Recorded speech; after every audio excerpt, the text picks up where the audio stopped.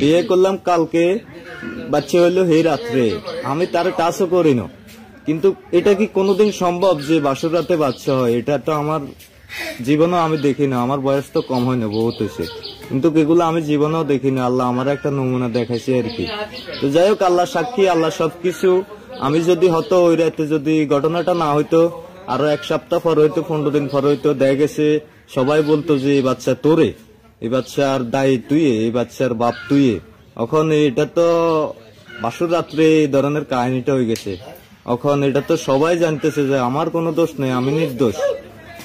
আর আমি তো ছেলে মানুষ, আমি ওগুলা কিছু বুঝি না। আমি কোনোদিন বিয়ের ফিরিতেও বসি না, কোনো মেয়ের দিকেও তাকাই না যে প্রেগনেন্ট অবস্থা কিরকম কিবা ভালো মেয়ে কিরকম। আমি তো এগুলা কিছু বুঝি না। আমি এলাম সরল সোজা মানুষ।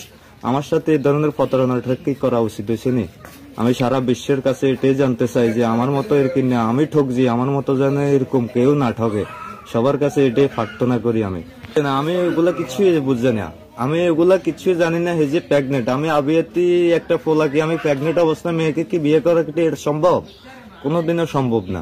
আমি কিনলে প্রেগনেন্ট মাইয়াকে বিয়ে করব? আর কিবা আরেকজনের সাথে এরপর পুরুষের আছে, আমি তারে কোরআন শপথ করে বিয়ে করছি যে তোর কোনো অবৈধ সম্পর্ক থাকলে কিবা তোর কারোর সাথে প্রেম আছে, তোর বাপ মা অনজোর করে আমাকে বিয়ে দিতেছে, ওই ধরনের কিছু থাকলে বল। আমি কোরআন শপথ করি ওকে কইছি, ও কইছে যে না আমার ওই ধরনের কিছু নাই। তখন আমি তারে বিশ্বাস না করি, আমি আল্লাহর পবিত্র কোরআনকে বিশ্বাস করছি। ওই আল্লাহর পবিত্র কোরআনে আমাকে ওই রাতে আমাকে দেখায় দিছে যে আল্লাহর পবিত্র কোরআন কত সাক্ষী।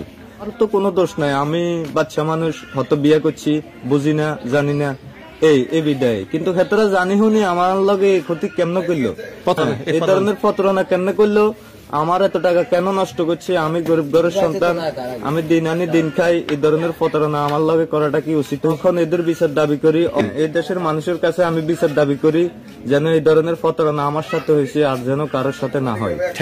বিয়ে করছি, আমাদের 3.5 লাখ টাকা গেছে এই পর্যায়ে। এখন মানুষরা তো আমার কত সিসি বলতেছে যে তুমি জানি হুনি কাজ করলে কেন? এখন আমার এই যা ক্ষয়ক্ষতি হয়েছে, এই ক্ষতিপূরণ আমাকে কে দিবে? আমি একজন নিরীহ মানুষ, দিন কর্মী, দিন আনি দিন খাই। এখন আমার এত টাকা নষ্ট হয়েছে, এখন আমার এগুলা কে দিবে? আমি এখন কিনবো? আমি তো নিজেও কুল পাইতেছি না। আমি 2 দিন আজকে মরে যাইতেছি, অসুস্থতে গড়ি হই। এগুলা দেখি, আমি জীবনে যেগুলা দেখি না, সারা বিশ্বের মানুষ দেখে না, আমি সেগুলা এই গতকাল পরশু আমি এগুলা দেখছি। এখন আমার অন্যায়টা কি? আমার দোষারোপটা কি? আমার যদি কোনো অন্যায় থাকতো তাহলে আমার সাথে এই ধরনের কাজ করলে আমি মেনে নিতাম। এখন আমি তো সরল সোজা মানুষ, আমি কিছু জানি না। এরা জানি হুনি কেন মাইয়াটারে আমার উপরে গলা গসা দিয়ে আমারে এত বিতিকিচ্ছের মধ্যে ফালা।